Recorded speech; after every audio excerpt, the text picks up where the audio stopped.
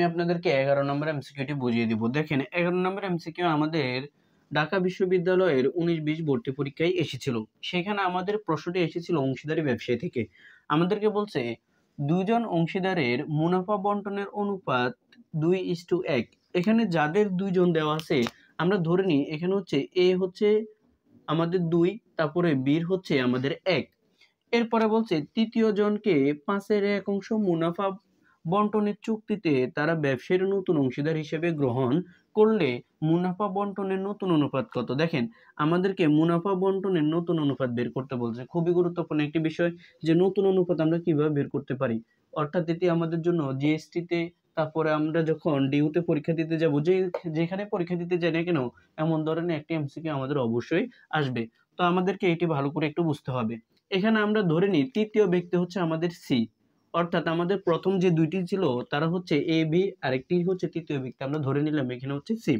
এখন আমাদেরকে যখনই নতুন অনুপাত বের করতে বলবে তখন আমরা যেটির উপর বের করব সেটি হচ্ছে অবশিষ্ট অনুপাতের উপর। দেখেন অবশিষ্ট মুনাফার উপর আমরা বের করব কিভাবে। দেখেন এখানে টোটাল আমাদেরকে বলছে 5/1 তৃতীয় জনকে মুনাফা বন্টনের চুক্তিতে তাকে যদি আমরা নিই তাহলে দেখেন আমাদের টোটাল মুনাফার অংশ হচ্ছে 5। এই 5 অংশ থেকে আমরা তৃতীয় যে ব্যক্তি আছে তাকে 1 অংশ দিয়ে দিলে আমাদের অবশিষ্ট আমাদের এখানে 4। দেখেন অবশিষ্ট মুনাফা এসেছিল আমাদের কত, 4। তাহলে এখন আমাদেরকে যেহেতু বলছে নতুন অনুপাত বের করতে, তাহলে আমরা এখানে এ বি সি তাদের 3 জনের নতুন অনুপাতটা বের করে নেব। দেখেন খুবই গুরুত্বপূর্ণ একটি বিষয়, যখন নতুন অনুপাত বের করতে বলবে তখন অবশিষ্ট মুনাফাটা বের করে নেবেন। কিভাবে? আমরা মোট মুনাফা থেকে তৃতীয় জনকে কত অংশ দিব তা বিয়োগ করলে আমরা অবশিষ্টটা পেয়ে যাব। এখন আমাদেরকে যেহেতু তাদের 3 জনেরটা বের করতে বলবে তাহলে আমাদের প্রশ্নের ভিতরে 2:1 এই যে মুনাফা দেওয়া আছে, অনুপাত দেওয়া আছে, এটি কিন্তু আমাদের হচ্ছে কার, এ এবং বি এর। তাহলে আমরা এ এবং বি এর ঘরে আমরা বসিয়ে দিব, অর্থাৎ 2 হচ্ছে এর, 1 হচ্ছে আমাদের বি এর। এরপর আমরা প্রথমত এর নতুন অনুপাত বের করব। এর নতুন অনুপাত বের করব কিভাবে? আমাদের যে অবশিষ্ট মুনাফা এসেছিল তা দ্বারা আমরা এখানে কি করে ফেলবো, গুণ করে ফেলবো, তাহলে আমাদের এটা পেয়ে যাব। এরপর আমরা বি এর নতুন অনুপাত বের করব, অবশিষ্ট যেটি পেয়েছিলাম তা দ্বারা আমরা এখানে কি করব, গুণ করে ফেলবো, তাহলে আমাদের এখানে চলে আসবে বি এর 4। এরপরে আমাদের এখানে তৃতীয় নম্বরে যে সমস্যাটি হয় সেটি হচ্ছে আমরা তৃতীয় ব্যক্তির কিভাবে নতুন অনুপাত বের করব। তৃতীয় ব্যক্তির নতুন অনুপাত বের করব যে দুজন ব্যক্তি তাকে চুক্তিতে নিয়েছিল, অর্থাৎ পুরাতন যে অনুপাতটি থাকবে, পুরাতন যে এখানে 2 অনুপাতটি আছে 2:1, সে দুইটিকে আমরা এখানে যোগ করে ফেলবো। যোগ করার পরে আমরা এখানে পুরাতন দুইজন অংশীদার তারা তৃতীয় ব্যক্তিকে শর্ত দিয়েছে, যেহেতু তারা দুইজনের শর্ত দিয়েছিল যে 5/1 তাকে দিবে, তার মানে তৃতীয় ব্যক্তির অনুপাত হচ্ছে এখানে 1। তাহলে আমরা এখানে তৃতীয় ব্যক্তির অনুপাত দ্বারা এখানে তাদের দুইজনের অনুপাতকে যোগ করে গুণ করলে আমাদের এখানে চলে আসবে 3। তাহলে আমাদের অনুপাতটি দাঁড়াবে এখানে 8:4:3। ভালো করে আপনাদেরকে এই এমসিকিউটি মনে রাখতে হবে। তো আশা করি আপনারা পুরো এমসিকিউটি বুঝতে পারছেন। এখানে আমাদেরকে আনসার নিতে হবে কোনটি, সি নাম্বারটি, 8:4:3। তো আশা করি আপনারা এমসিকিউটি বুঝতে পারছেন। যদি বুঝতে সমস্যা হয় এটির জন্য আমাদেরকে অবশ্যই কমেন্ট করে জানাবেন।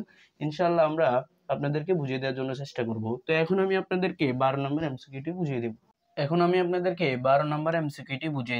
এই 12 নম্বর এমসিকিউটি আমাদের এসেছিল অবচয়ের অধ্যায় থেকে। সাধারণত আমাদেরকে বলছে লাভ বা ক্ষতির পরিমাণ নির্ণয় করতে। এটি আমাদের ঢাকা বিশ্ববিদ্যালয়ে 18 এবং 19 সালের ভর্তি পরীক্ষায় এসেছিল। তো দেখেন সেখানে আমাদেরকে কি বলছে, 4 বছর পূর্বে জিল মিল ট্রেডার্স 5 লক্ষ টাকা ব্যয়ে একটি অফিস সরঞ্জাম ক্রয় করে যার 10 বছর আয়ুষ্কাল হবে এবং আয়ু শেষে জীবনের সমাপ্তি বছরের আনুমানিক ভগ্নাবশেষ মূল্য দাঁড়াবে 50,000 টাকা। এই সরঞ্জামটির ক্ষেত্রে সরলরৈখিক অবচয় পদ্ধতি ব্যবহার করা হয়।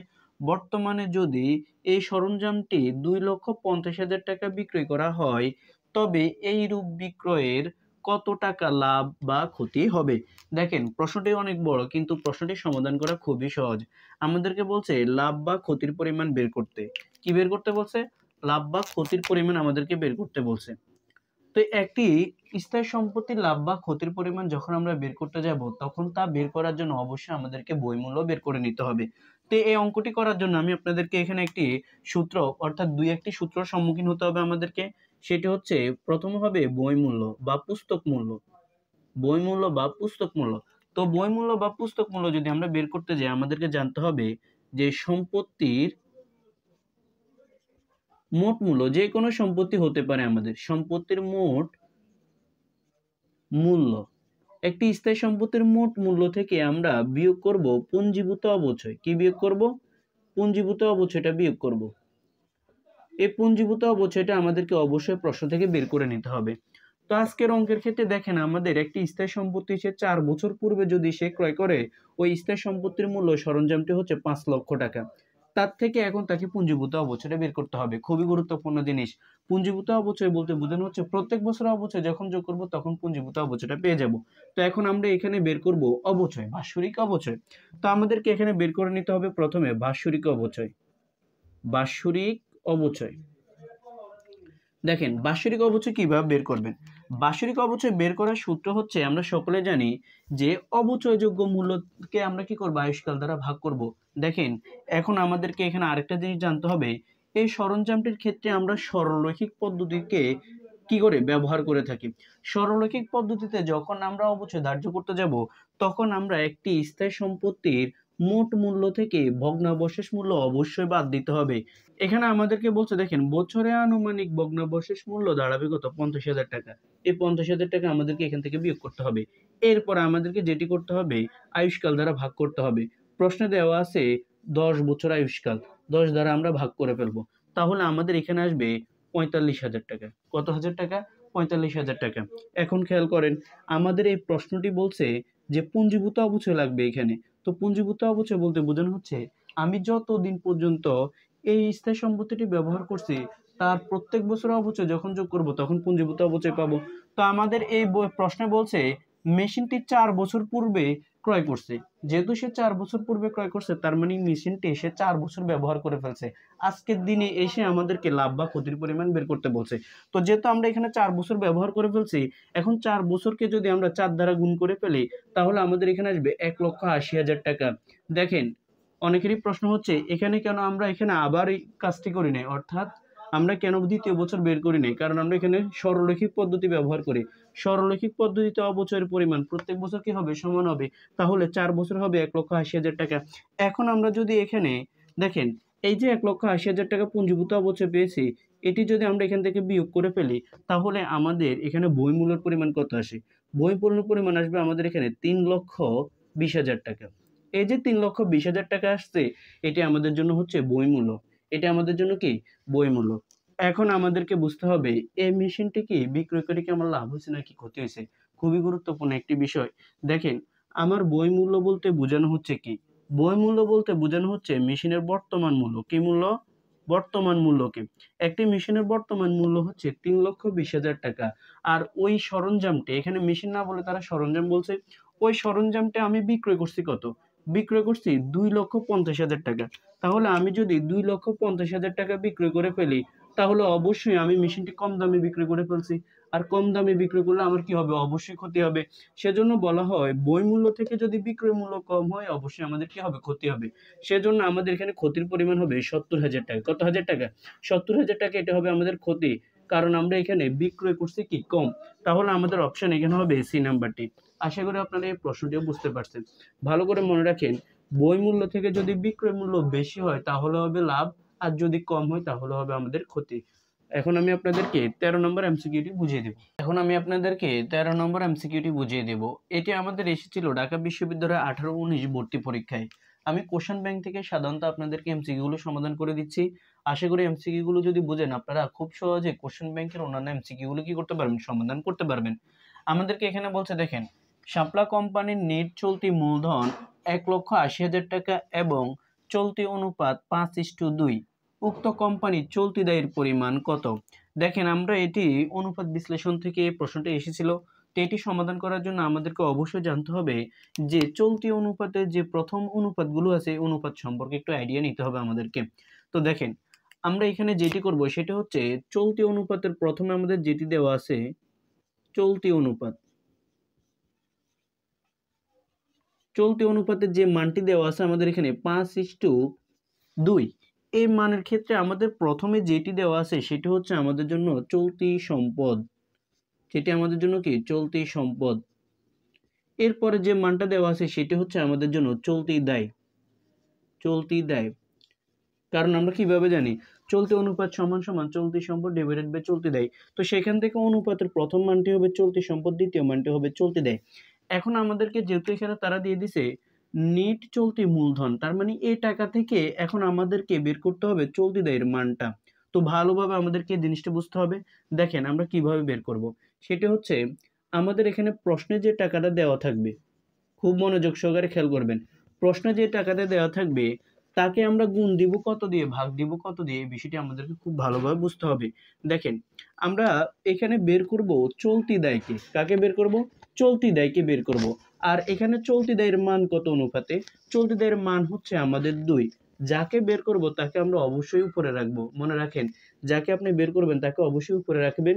এরপরে আপনি ভাগ করবেন কত দিয়ে, ভাগ করবেন প্রশ্নে যে টাকাটা দেওয়া আছে তার মান দ্বারা ভাগ করবেন। দেখেন প্রশ্নে টাকা দেওয়া আছে কার, প্রশ্নে টাকা দেওয়া আছে আমাদের এখানে নিট চলতি মূলধনের, তাহলে চলতি মূলধনের মানটা আমাদেরকে বের করতে হবে। আর আমরা সকলে জানি যখন আমরা চলতি সম্পদ থেকে চলতি দায় বিয়োগ করব, দেখেন চলতি সম্পদ থেকে যখন আপনি চলতি দায় বিয়োগ করবেন তখন আপনি এখানে নিট চলতি মূলধনটা পেয়ে যাবেন। তো চলতি সম্পদের মান হচ্ছে এখানে 2, চলতি দায়ের মান হচ্ছে চলতি সম্পদের মান হচ্ছে 5, চলতি দায়ের মান হচ্ছে 2। যখন আমরা বিয়োগ করে ফেলবো তখন আমাদের নিট চলতি মূলধনের পরিমাণের মান আসবে কত, 3। তাহলে আমরা এখানে 1,80,000 টাকা যেটি আছে তার মান হচ্ছে 3। এই 3 দ্বারা আমরা ভাগ করে ফেলবো। দেখেন খুবই সহজ একটি প্রশ্ন। যদি আমাদের প্রশ্নে যে টাকাটা দেওয়া থাকবে তার মান দ্বারাই আমরা সবসময় ভাগ করব, আর যেটি বের করব তাকে আমরা সবসময় উপরে রাখবো। বের করব চলতি দায়, তার মান হচ্ছে 2, 2 দ্বারা আমরা কি করে ফেলবো, এখানে গুণ করব। আর ভাগ করব আমরা এখানে যেহেতু নিট চলতি মূলধনের টাকা দেওয়া আছে তার মান দ্বারা ভাগ করব। এটি বের করার জন্য চলতি সম্পদ থেকে চলতি দায় বিয়োগ করলে আমরা এখানে এটি পেয়ে যাব, তার মান হচ্ছে 3। এখন আমরা এখানে কাটাকাটি করব। তো দেখেন কাটাকাটি করবেন, দেখেন 3 6 কত, এটি আমরা এখানে বসাবো। এরপর আমাদের এখানে বাড়তি কয়টা শূন্য আছে, 4টা শূন্য, আমরা এটিকে বসিয়ে দেব। এরপরে 6 দুগুণ হচ্ছে 12, বাড়তি যে 4টা শূন্য আছে এটা আমরা এখানে বসিয়ে দেব। আনসার হবে আমাদের কত, 1,20,000 টাকা। আমাদের অপশন হবে এই নাম্বারটি সঠিক। তো আশা করি আপনারা খুব সহজে অনুপাত বিশ্লেষণ থেকে এমন প্রশ্ন আসলে সমাধান করতে পারবেন। এরপর আমি আপনাদেরকে 14 নম্বর এমসিকিউটি বুঝিয়ে দেব। এখন আমরা সমাধান করব 14 নম্বর এমসিকিউটি। দেখেন 14 নম্বর এমসিকিউ আমাদেরকে বলছে, অর্থাৎ এটি এসেছে অংশীদারি ব্যবসার অঙ্ক থেকে, আর এটি এসেছে আমাদের ঢাকা বিশ্ববিদ্যালয় ভর্তি পরীক্ষায় 18-19 ভর্তি পরীক্ষাতে এসেছিল। সেখানে আমাদেরকে বলছে বিথি ও চৈতি একটি অংশীদারি ব্যবসার দুজন অংশীদার, তাদের মুনাফা বন্টনের অনুপাত 3:2। তারা সাথীকে 3/1 মুনাফা বন্টনের চুক্তিতে ব্যবসার নতুন অংশীদার হিসেবে গ্রহণ করে। বিথি চৈতি ও সাথীর মধ্যে মুনাফার নতুন অনুপাত হবে কত হবে। দেখেন খুবই গুরুত্বপূর্ণ একটি এমসিকিউ। যদি কখনো আমাদেরকে প্রশ্নে যে মুনাফার নতুন অনুপাত বের করতে বলে তাহলে আমরা এটি কিভাবে করতে পারি। দেখেন একটি এমসিকিউ দেখলে আপনারা এই রিলেটেড অন্য কোনো এমসিকিউ সমাধান করতে পারবেন। ভালো করে মনে রাখেন, যখনই আপনাদেরকে বলবে মুনাফার নতুন অনুপাত তখন আপনাদেরকে অবশ্যই বের করে নিতে হবে অবশিষ্ট মুনাফাটা। তো দেখেন আমরা এখানে কিভাবে বের করব, এখানে লিখে নেবেন আপনি অবশিষ্ট মুনাফার অংশ আপনি বের করবেন। অবশিষ্ট অংশ, অবশিষ্ট অংশ আমরা কিভাবে বের করব, দেখেন অবশিষ্ট অংশ আমরা যেভাবে বের করব সেটা হচ্ছে তাদের যে মুনাফা হয়েছিল 3 অংশ হচ্ছে তাদের টোটাল মুনাফা। এই মুনাফা থেকে তারা 1 অংশ সাথীকে দিয়ে দিলে তাদের অবশিষ্ট থাকবে কত, সেজন্য আমরা এখানে 3 থেকে 1 বিয়োগ করব। বিয়োগ করলে তাদের অবশিষ্ট থাকবে কত, 2। এই অবশিষ্টটা অবশ্যই আপনাদেরকে বের করে নিতে হবে। এখন দেখেন, এখন বলছে বিথি চৈতি ও সাথীর মধ্যে মুনাফার নতুন অনুপাত। তো আমরা এখানে লিখে নেব বিথি, এরপর আমরা এখানে লিখে নিব চৈতি, তারপর আমরা এখানে লিখে নিব সাথী। যেহেতু তাদের 3 জনের অনুপাত বলছে, তো 3 জনের অনুপাত যখন আপনি বের করতে যাবেন তখন খুবই গুরুত্বপূর্ণ একটি বিষয় হচ্ছে, দেখেন বিথি আর চৈতি তারা দুইজনে কিন্তু সাথীকে যেহেতু অংশীদার হিসেবে নিয়েছিল সেজন্য আমরা আগে খেয়াল করব আমাদের এখানে বিথি আর চৈতি তাদের মুনাফার অনুপাত ছিল কত, 3:2। তাহলে এখানে মনে রাখেন 3:2 বলতে বোঝানো হচ্ছে প্রথম যে 3 আছে এটি হচ্ছে বিথির, সেজন্য আমরা বিথির এখানে 3 বসাবো। এরপরে পরে যে পুরাতন অনুপাত দেওয়া আছে সেখানে পরে যে 2 দেওয়া আছে এই 2 হচ্ছে আমাদের চৈতির, এখানে আমরা বসাবো। এখন আমরা যদি বিথি এবং চৈতি দুইজনের নতুন অংশীদার নতুন অনুপাত বের করতে যাই, তাহলে অবশ্যই অবশিষ্ট যে অংশটি পেয়েছি তার সাথে আমরা কি করব, তাদের পুরাতন অনুপাতের অংশটাকে কি করব, বিয়োগ গুণ করে দেব। গুণ করলে আমাদের এখানে কত আসে দেখেন, 3 দুগুণে 6, 2 দুগুণে 4। তাহলে আমরা বিতে এবং চৈতে দুইজনে কি পেয়েছি, মুনাফার অংশটা পেয়ে গিয়েছি, নতুন মুনাফা বন্টনের অনুপাতটা পেয়েছি। এখন আমাদেরকে বের করতে হবে সাথী। তো সাথীটা বের করতে হলে বিতি এবং চৈতি যেহেতু তারা দুইজনে তাকে কি করছে, অংশীদার হিসাবে গ্রহণ করছে, তাহলে তাদের দুজনের অনুপাতের যোগফল দেখেন, আমাদের এখানে বিথি এবং চৈতি তাদের দুজনের অনুপাতকে আমরা যোগ করে দিব। যোগ করে দেওয়ার পরে তারা মোট মুনাফা থেকে কত অংশ সাথীকে দিবে তা দ্বারা আপনি গুণ করে ফেলবেন। যদি 2 অংশ দিত তাহলে 2 অংশ দিয়ে গুণ করতেন, যদি তারা 3 অংশ দিত তাহলে 3 অংশ দ্বারা গুণ করতেন। অর্থাৎ এখানে 5 থাকবে, আবার 3 অংশ উপরে থাকবে, তাহলে যত অংশ দিবে তত অংশ দ্বারা আপনি গুণ করে ফেলবেন। তাহলে আপনার এখানে আসবে কত দেখেন, আসবে আপনার এখানে 5। 3 এর সাথে 2 কে যোগ করবেন, 1 দ্বারা গুণ করবেন, তাহলে আপনার আসবে 5। আমাদের এখানে অনুপাতটি দাঁড়াবে 6 অনুপাত 4 অনুপাত 5, অর্থাৎ অপশন হবে আমাদের এখানে ক এই নাম্বারটি। আশা করি আপনারা কিভাবে আমাদেরকে নতুন অনুপাত বের করতে হয় সেই বিষয়টি বুঝতে পারছেন। এখন আমি আপনাদেরকে 15 নাম্বার এমসিকিউটি বুঝিয়ে দেব। 15 নাম্বার এমসিকিউটি খুবই গুরুত্বপূর্ণ একটি এমসিকিউ। এটি এসেছিল আমাদের ডিইউ 18-19 ভর্তি পরীক্ষায়। আমরা যারা কোশ্চেন ব্যাংক সমাধান করতে গিয়েছি তারা সকলেই এই কোশ্চেনের কি হয়েছে, সমস্যায় পড়ছে। তো আজকে আমি আপনাদেরকে এই প্রশ্নটি খুব সহজে বুঝিয়ে দেব এবং এর আলোকে যদি কোনো প্রশ্ন আসে আপনারা ওই প্রশ্নগুলো খুব সহজে সমাধান করতে পারবেন। দেখেন আমাদেরকে এই কোশ্চেনে কি বলছে, বলছে সানফ্লাওয়ার কোম্পানির দেনাদার হিসাব সম্পর্কিত তথ্যসমূহ নিচে প্রদান করেছে। তারা আমাদেরকে একটা তথ্য দিয়েছে, সেটা হচ্ছে দেনাদার হিসাবের তথ্য। খুবই গুরুত্বপূর্ণ একটি এমসিকিউ। দেখেন সেখানে বলছে বিক্রয়ের পরিমাণ 1,25,000 টাকা, নগদ গ্রহণের পরিমাণ 50,000 টাকা, খদ্দেরকে বাট্টা প্রদানের পরিমাণ 2,000 টাকা। এখানে খদ্দেরকে বাট্টা বলতে বোঝানো হচ্ছে দেনাদারকে বাট্টা দিয়েছে। এরপর হচ্ছে কুরিনের পরিমাণ ছিল 5,000 টাকা, সমাপনী জেরের পরিমাণ ছিল 95,000 টাকা। ওই বছরের শুরুতে দেনাদার হিসাবে কত টাকা প্রারম্ভিক জেরে দেখাতে হবে। খুবই গুরুত্বপূর্ণ একটি এমসিকিউ। দেখেন বারবার বলতেছি কারণ এর আলোকে আপনাদের অবশ্যই এমসিকিউ আসার সম্ভাবনা বেশি। তো আপনাদেরকে কিভাবে দেনাদারের প্রারম্ভিক জের এবং দেনাদারের সমাপনী জের কিভাবে বের করতে হয় সেজন্য আমি আপনাদেরকে একটি দেনাদার হিসাব দেখিয়ে দিব। ওই দেনাদার হিসাবের মাধ্যমে আপনারা দেনাদারের সকল সমস্যা কি করতে পারবেন, সমাধান করতে পারবেন। তো আমরা এখানে আপনাদের জন্য লিখে নিচ্ছি, দেখেন দেনাদার হিসাব।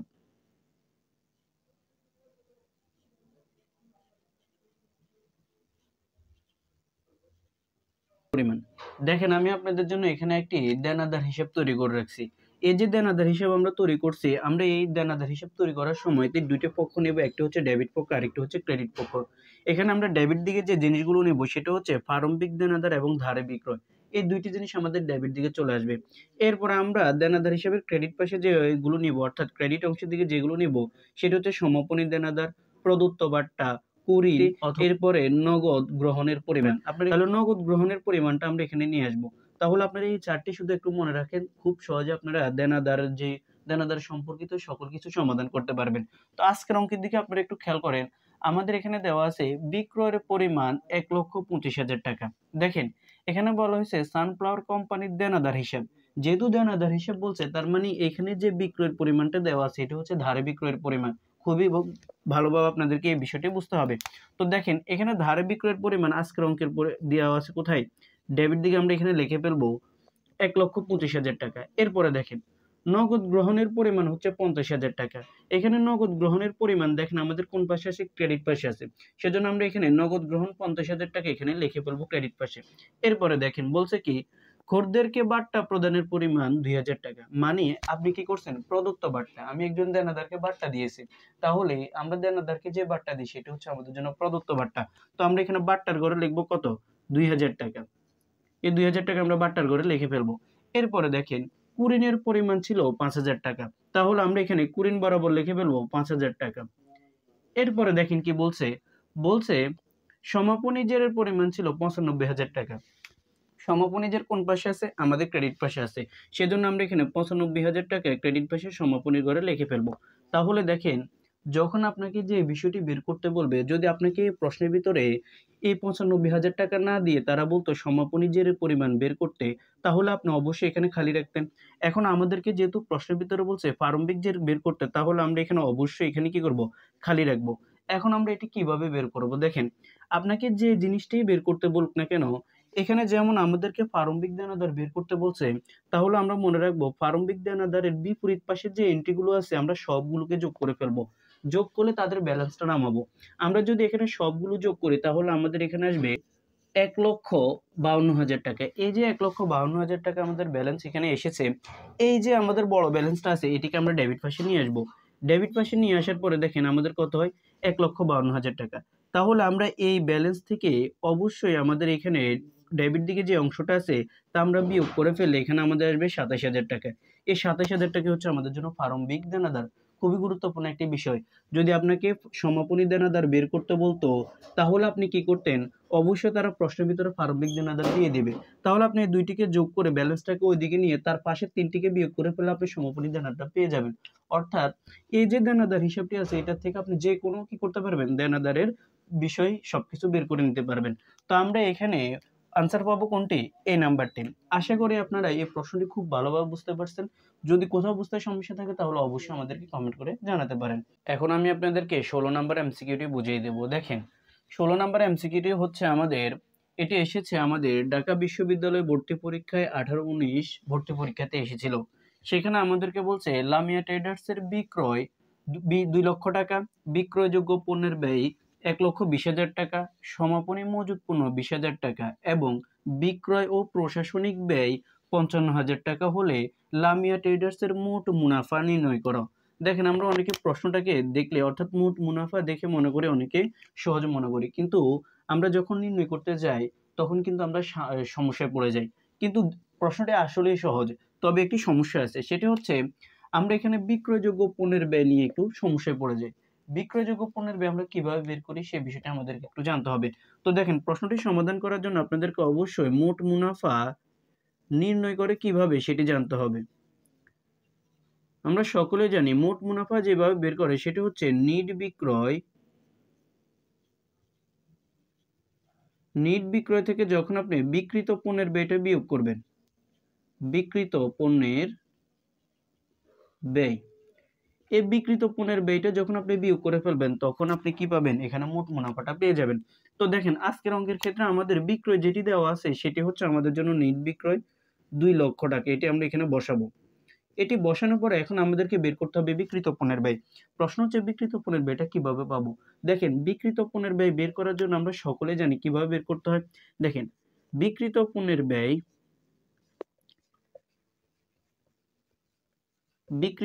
ব্যয় সমান সমান লিখতে হবে আমাদেরকে প্রারম্ভিক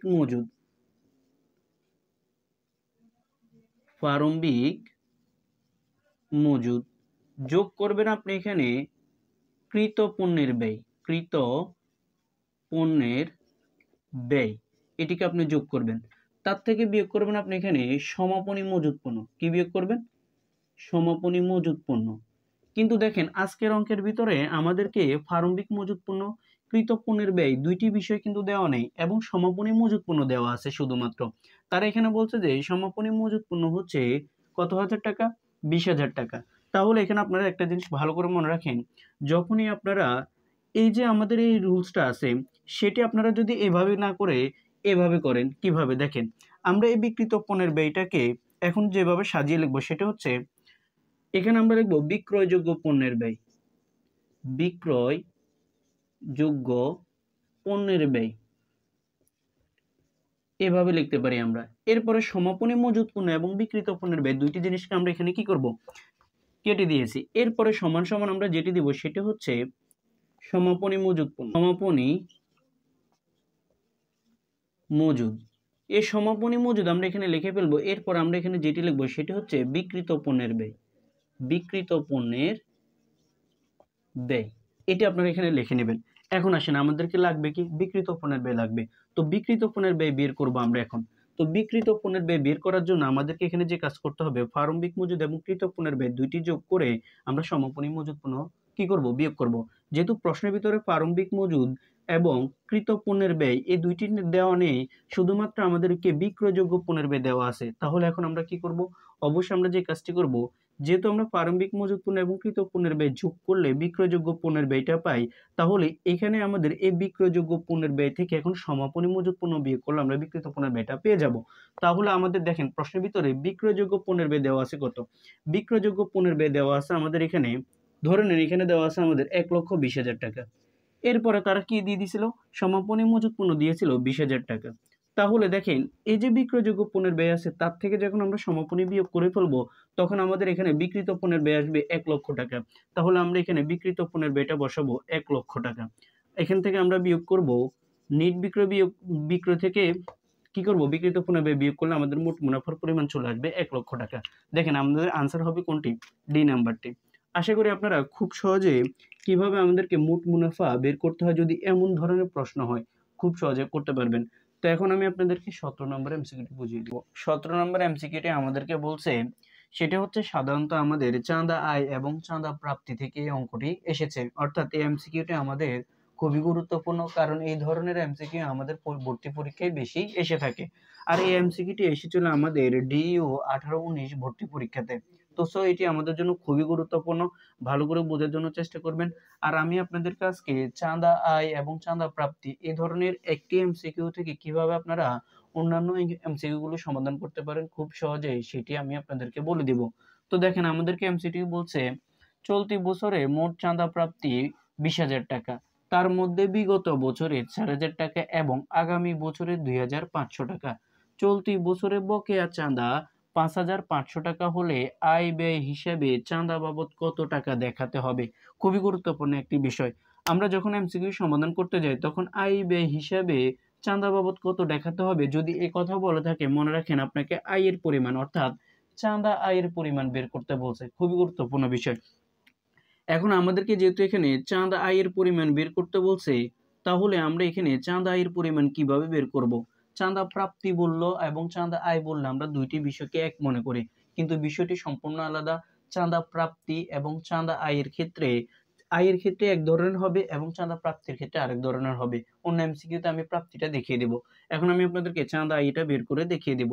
তো চাঁদা আয়ের ক্ষেত্রে আপনারা একটি নোট মনে রাখেন, আমি আপনাদের জন্য এখানে নোটটি করে রাখছি। সেটা হচ্ছে যে সালে চাঁদা আয় বের করতে বলবে ওই সালের সকল আয় যোগ করতে হবে আর বাকি সব সালের আয় বিয়োগ করতে হবে। খুবই গুরুত্বপূর্ণ একটি নোট মনে রাখেন, তাহলে আপনারা চাঁদা আয়টা খুব সহজে বের করতে পারবেন। সেটা হচ্ছে আপনাকে যে সালে চাঁদা আয় বের করতে বলবে ওই সালের সকল আয়কে আপনি যোগ করে ফেলবেন আর বাকি সব সালের আয়কে আপনি বিয়োগ করে ফেলবেন, তাহলে আপনি চাঁদা আয়টা পেয়ে যাবেন। তো সেজন্য আমরা এখানে চাঁদা আয়ের একটি সূত্র মনে রাখতে পারি বা ফর্মুলা বলতে পারেন আপনি, এটি মনে রাখতে পারেন। সেটা আমি আপনাদের জন্য এখানে লিখে দিচ্ছি। দেখেন চাঁদা আয়, চাঁদার ফর্মুলাটি হচ্ছে আমাদের প্রাপ্ত চাঁদা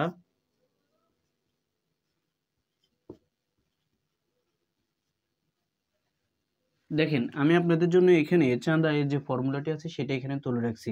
আমরা এখানে লিখছি প্রাপ্ত চাঁদা বিয়োগ করব আমরা এখান থেকে চলতি বছরের অগ্রিম, চলতি বছরের বকেয়া, এরপরে যোগ করব বিগত বছরের অগ্রিম, বিয়োগ করব বিগত বছরের বকেয়া। প্রাপ্ত চাঁদা বলতে বোঝানো হচ্ছে আপনি যে বছর অঙ্কটি করতেছেন সেই বছরের আয়, অর্থাৎ আপনি সে বছরে কত টাকা চাঁদা পেয়েছেন তা।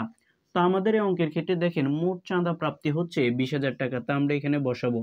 এরপর আমাদেরকে এখানে খেয়াল করেন বিয়োগ করতে হবে চলতি বছরের অগ্রিম। চলতি বছরের অগ্রিম বলতে বোঝানো হচ্ছে ধরেন আপনি এখন যে অঙ্কটি করতেছেন এটি হচ্ছে 2024 সালে, এই যে চলতি বলছে এটি হচ্ছে 2024। এখন আপনি চলতি বছর থেকে আপনি কি করছেন 25 সালের টাকাটা আপনি এই বছরে নিয়ে নিছেন। তাহলে আপনি যদি 25 সালের টাকাটা অর্থাৎ 25 সালে যে আয় হবে এটা যদি আপনি এখন অগ্রিম নিয়ে নেন, এটা কিন্তু আপনার জন্য দায় হয়ে যাবে। এটা কিন্তু এই বছরের আয় না, এটি হবে 2025 সালের আয়। আমরা এখানে কি বলছে দেখেন, যে সালের চাঁদা আয় বের করব বা করতে বলবে ওই সালের সকল আয় যোগ করতে হবে। এখন আমরা 2024 বছরের চাঁদা আয় বের করতেছি, তাহলে ওই সালে আয় হলো আমরা যোগ করব, কিন্তু 25 সালের আয় আমরা এখানে কখনোই যোগ করব না, আমরা এটা বিয়োগ করে ফেলবো। যেহেতু চলতি বছরের অগ্রিম অর্থাৎ 25 সালের আয়টা আমি এখন অগ্রিম নিচ্ছি, এটা 25 সালে আয় হবে, এই সালে আয় না, সেই জন্য আমরা চলতি বছরের অগ্রিমটা এখান থেকে বিয়োগ করে ফেলবো। দেখেন এখানে একটা কথা আছে এবং আগামী বছরে 2500 টাকা, আগামী বছরে কত টাকা? 2500 টাকা। এই যে আগামী বছরে 2500 টাকা বলছে, এটি 2025 সালের আয়, এটা আপনার জন্য এই বছরের আয় না। সেজন্য আমরা এখানে চলতি বছর অগ্রিম বলে এটিকে এখান থেকে বিয়োগ করে ফেলবো 2500 টাকা। এরপরে দেখেন যোগ করবো আমরা কি? যোগ করব চলতি বছরের বকেয়া। চলতি বছরের বকেয়া বলতে বোঝানো হচ্ছে আপনি এই সালে আয় হয়েছে, 2024 সালে আপনার আয় হয়েছে, কিন্তু আপনি এই টাকাটা এখনো পান নাই। তার মানে এই সালে আয় হয়েছে, তো এই সালে আয় হলে আপনি যোগ করতে পারবেন। আমরা কি বলছি? বলছি যে সালের চাঁদা আয় বের করতে বলবে ওই সালের আয় হলে আমরা যোগ করে ফেলবো। তাহলে এখানে আমাদের দেখেন চলতি বছরের বকেয়া কি আছে?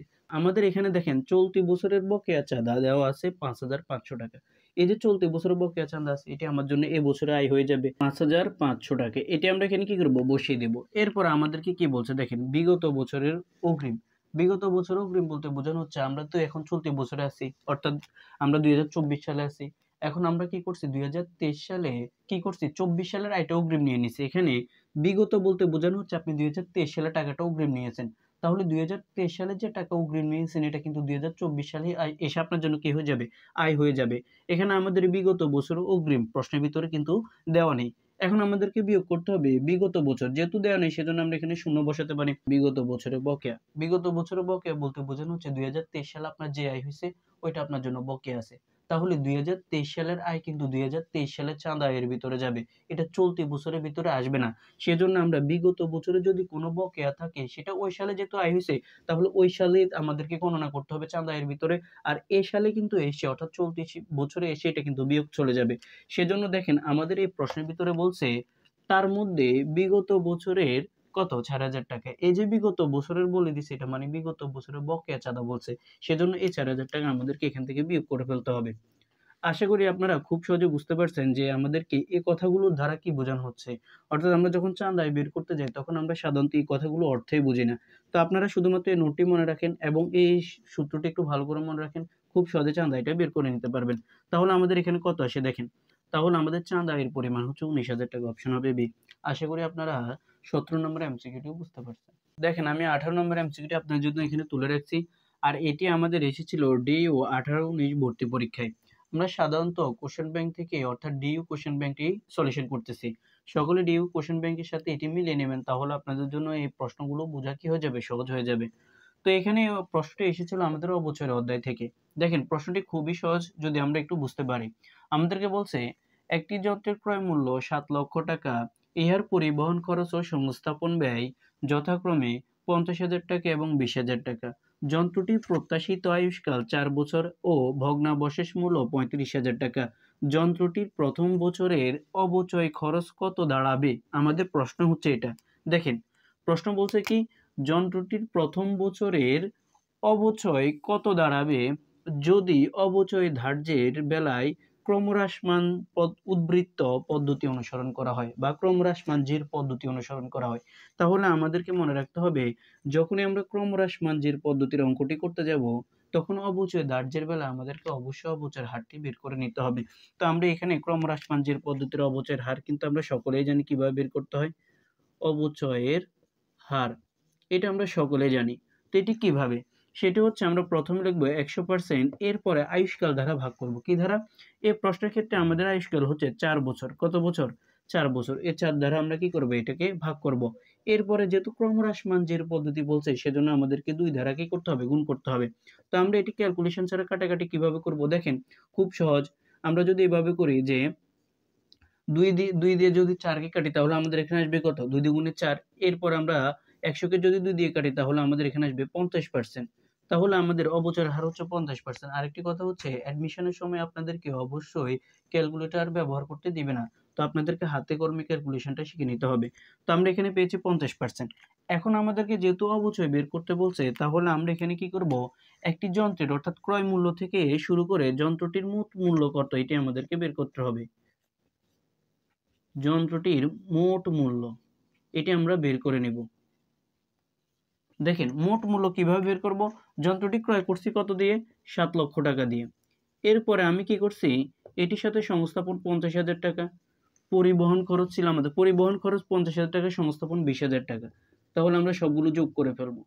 যোগ করলে আমাদের এখানে কত আসে দেখেন, 7,70,000 টাকা। এই যে 7,70,000 টাকা আসছে, এটি আমাদের জন্য কি? এটি হচ্ছে আমাদের জন্য যন্ত্রটির মোট মূল্য। এখানে হচ্ছে 7,70,000 টাকা। এখন আমাদেরকে যেহেতু বলছে প্রথম বছরের অবচয়, তাহলে আমরা এখানে লিখব প্রথম বছরের অবচয় কিভাবে বের করতে হয়। আপনারা অবশ্যই শর্টকাটে করবেন, আমি আপনাদেরকে পুরো বিস্তারিত বুঝিয়ে দিচ্ছি। দেখেন, বলছে 50% করব। এখন আপনাদের অনেকেরই প্রশ্ন হচ্ছে যে প্রশ্নের ভিতরে যে ভগ্নাবশেষ মূল্য আছে সেটি আমরা ধরিনি কেন? মনে রাখেন, ক্রমহ্রাসমান জের পদ্ধতিতে ভগ্নাবশেষ মূল্য বিবেচনা হয় না, সেজন্য আমরা এখানে ভগ্নাবশেষ মূল্য ধরবো না। এখন এখানে ক্যালকুলেশন কিভাবে করব? ক্যালকুলেটর কিন্তু আমাদেরকে ব্যবহার করতে দিবে না। তো আপনারা দেখেন, এই যে আমাদের 50-এর সাথে একটা শূন্য আছে, এটি আমরা কাটা দিব। এরপরে এখান থেকে একটা শূন্য বাদ দিয়ে দিব। তাহলে আমাদের এখানে থাকবে কত? 77,000 টাকা। এখন আমাদের এখানে ক্যালকুলেশন করার সময় বাকি যে 3টা শূন্য আছে এটা আমরা বসাবো।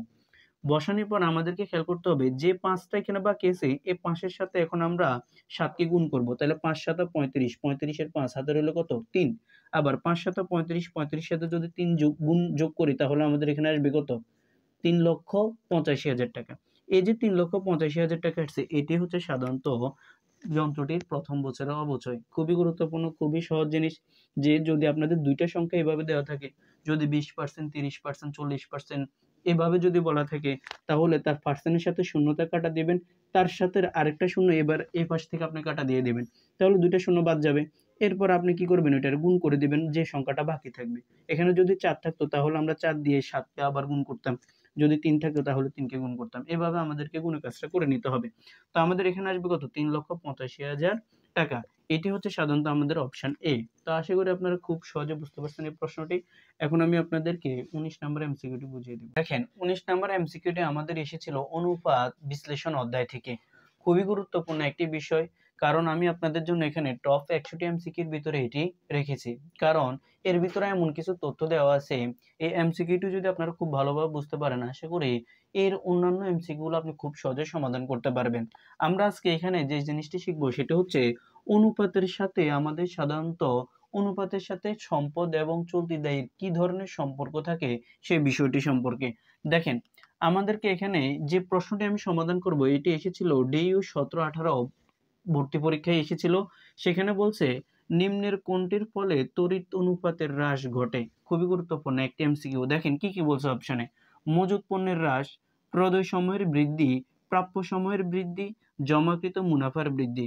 তো এটি বোঝার আগে আমি আপনাদেরকে অনুপাতের যে সম্পর্ক আছে সেই জিনিসটি আমি বুঝিয়ে দিচ্ছি আপনাদেরকে। দেখেন, আমরা এখানে লিখে নিব প্রথমে তড়িৎ অনুপাত।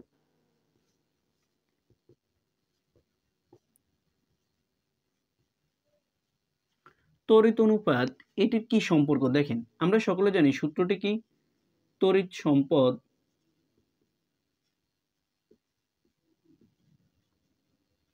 ডিভাইডেড বাই চলতি দায়, ডিভাইডেড বাই কি দায়? চলতি দায়। দেখেন, এই যে অনুপাত দেওয়া আছে, এই অনুপাতের সাথে আমাদের যে তড়িৎ সম্পদ এবং চলতি দায় দেওয়া আছে, এটার সাথে অনুপাতের কি একটা সম্পর্ক আছে সেটা আমাদেরকে জানতে হবে। ভালো করে আপনারা একটা জিনিস মনে রাখেন, উপরে যে জিনিসটি দেওয়া আছে সেটা হচ্ছে আমাদের জন্য লব। আমরা সকলে জানি উপরে থাকে লব, নিচে থাকে কি? হর। তাহলে এর লবের সাথে এবং হরের সাথে অনুপাতের সম্পর্কটা কি? দেখেন, ভালো করে মনে রাখেন। মনে রাখেন, লব যদি কখনো বৃদ্ধি পায় তাহলে অনুপাতের পরিমাণ বৃদ্ধি পাবে। আবার লব যদি কখনো হ্রাস পায়, অনুপাতও কি পাবে? হ্রাস পাবে। খুবই গুরুত্বপূর্ণ একটা জিনিস। তার মানে আমরা এখান থেকে বুঝি অনুপাতের সাথে লবের যে সম্পর্ক সেটা হচ্ছে পজিটিভ। অর্থাৎ এটি যদি বৃদ্ধি পায় তাহলে লব বৃদ্ধি পাবে, আবার অনুপাত যদি হ্রাস পায় তাহলে লবের পরিমাণও কি পাবে? হ্রাস পাবে। অর্থাৎ তড়িৎ সম্পদ যদি বৃদ্ধি পায় তাহলে আমাদের এখানে অনুপাতের পরিমাণ বৃদ্ধি পাবে, অনুপাতের পরিমাণ কি পাবে? বৃদ্ধি পাবে। তড়িৎ সম্পদ যদি হ্রাস পায় তাহলে অনুপাতের পরিমাণ হ্রাস পাবে। আশা করি উপরেটা বুঝছেন। এরপরে হর। হর যেটি দেওয়া আছে চলতি দেয়। দেখেন, হরের সাথে অনুপাতের সম্পর্ক হচ্ছে বিপরীত। হর যদি হ্রাস পায় তাহলে অনুপাতটি বৃদ্ধি পাবে। এবার হর যদি বৃদ্ধি পায় তাহলে অনুপাতটি হ্রাস পাবে। আশা করি আপনারা এতটুকু পর্যন্ত বুঝতে পারছেন।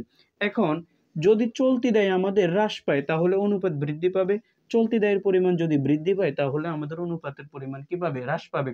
তাহলে আমরা এখানে যদি এই সম্পর্কটা বুঝি তাহলে খুব সহজে আমরা এমসিকিউটি সমাধান করতে পারবো। দেখেন, তড়িৎ সম্পদ যখন আমরা বের করি, এই তড়িৎ সম্পদ বের করতে গেলে আমাদেরকে একটা সূত্র জানতে হয়।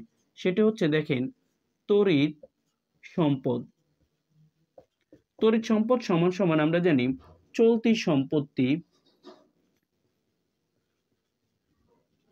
আমাদেরকে এখান থেকে বিয়োগ করতে হয় কি দেখেন, অগ্রিম ব্যয় বিয়োগ করতে হয় আমাদেরকে সমাপনী মজুত পণ্য। এটা আমরা সকলেই জানি, কারণ আমরা এখানে এইচএসসিতে এটি করে আসছি। তাহলে দেখেন, এই যে তড়িৎ সম্পদ আমি নির্ণয় করতে গেলাম, তড়িৎ সম্পদ নির্ণয় করার সময় আমি কোন দুইটি জিনিসকে বিয়োগ করলাম অগ্রিম ব্যয় এবং সমাপনী মজুত পণ্য। সারা জীবন মনে রাখেন, যদি তড়িৎ সম্পদ নির্ণয় করার সময় আপনি যেগুলোকে বিয়োগ করছেন, এগুলো কখনোই তড়িৎ সম্পদের অংশই নয়।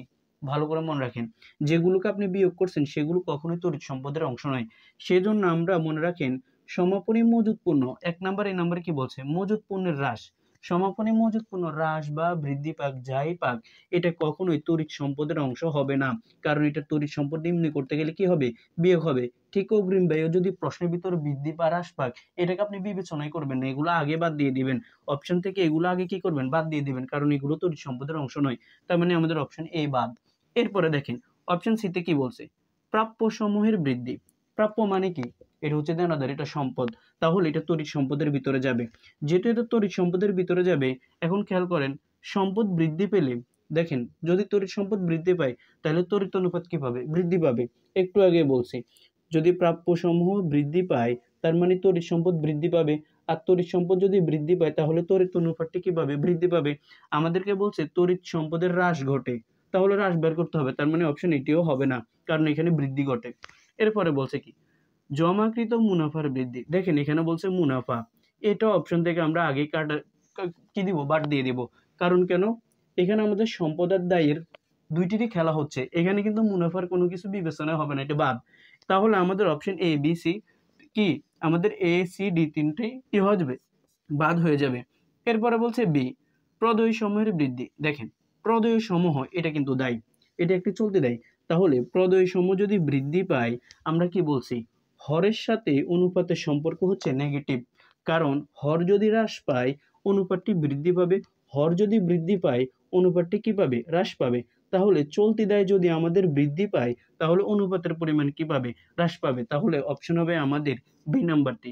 যদি আমাদের প্রদেয় হিসাব যদি বৃদ্ধি পায় তার মানে চলতি দায় বৃদ্ধি পাবে, আর চলতি দায় যদি বৃদ্ধি পায় তাহলে অনুপাতটি হ্রাস পাবে। অপশন হবে বি। আশা করি আপনারা এই এমসিকিউটি খুব সহজে বুঝতে পারছেন, এবং এর আলোকে কোনো যদি এমসিকিউ আসে তাহলে আপনারা কি করতে পারবেন, সমাধান করতে পারবেন। এখন আমি আপনাদেরকে 20 নম্বর এমসিকিউটি বুঝিয়ে দেব।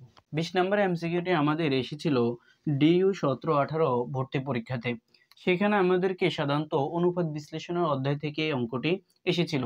দেখেন আমাদেরকে কি বলছে, বলছে ডেনিম লিমিটেডের নিট কার্যকরী মূলধন 40,740 টাকা, কোম্পানির চলতি অনুপাত হলো 5:2, চলতি সম্পদের পরিমাণ বের করো।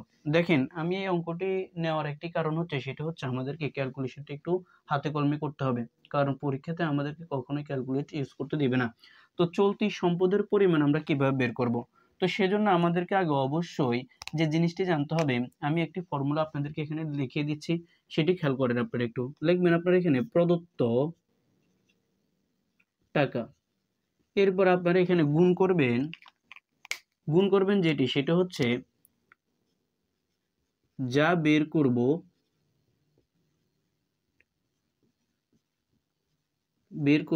তার মান, যা বের করব তার মান। আপনি এটার পরে ভাগ করবেন যেটি দ্বারা, সেটা হচ্ছে যার টাকা দেওয়া